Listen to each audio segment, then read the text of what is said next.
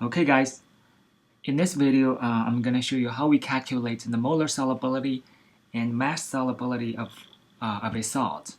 Here's a question from your textbook.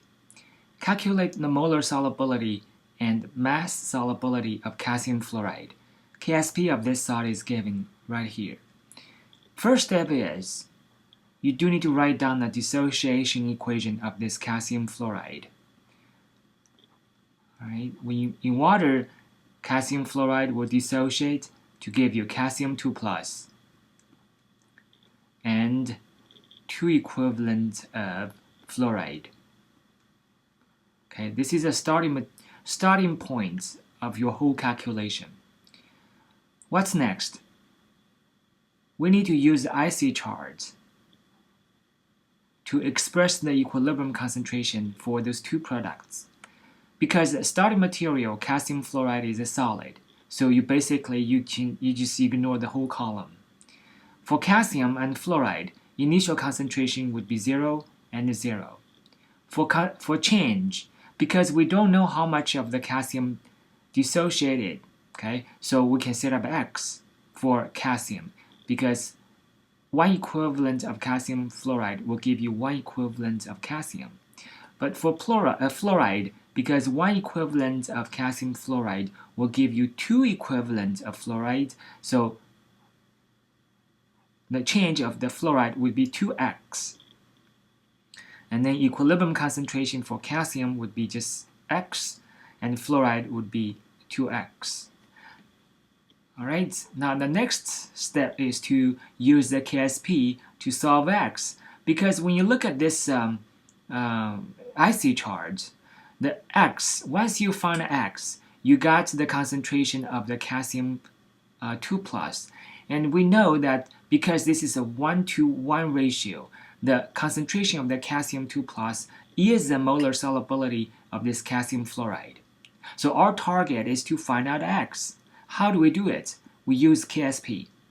KSP for this calcium fluoride, if you express it, that should be calcium 2 plus concentration times the fluoride concentration to the square. And since we've already expressed the equilibrium concentration, we just plug those x and the 2x into this equation. X for calcium 2 plus, right here. 2x is for fluoride. So that is 2x to the square. And if you open the parentheses, that would be x times 2 square times x square, alright? And then that equals to 4 times x cubed.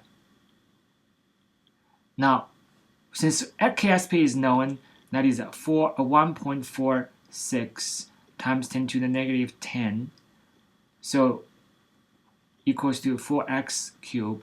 So you can just divide the two sides by 4 and take the square cubic root on the left side. You got your x. Let me show you step by step. If you divide the two sides by 4, this is what you will get. Divided by 4, that equals to x cubed.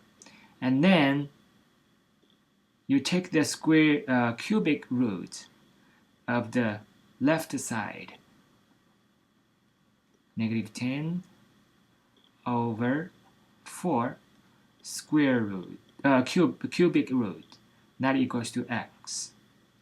Alright, so that will tell you x, if you do the calculation, x should be 3.32 times 10 to the negative 4 mole per liter. Alright, so we got the molar solubility of the calcium fluoride. The next part is to find out the mass solubility of calcium fluoride. Remember the unit mole per liter here. Okay, let me write this one down here. Equals to mole per liter. Capital M is mole per liter. If you want to find out the mass solubility, remember the unit of the mass solubility is gram per liter. You just need to convert the mole to gram. That's your mass solubility. As we discussed in our lecture, what you need to do is 3.32 times 10 to the negative 4 mole per liter. This is a molar solubility times the formula weight, okay? Formula weight of the calcium fluoride or molecular weight. So that is 78.07 gram per mole. So you cancel the mole, you got your unit gram per liter. And my calculation gave me 0.259 gram per liter. Okay, three significant figures.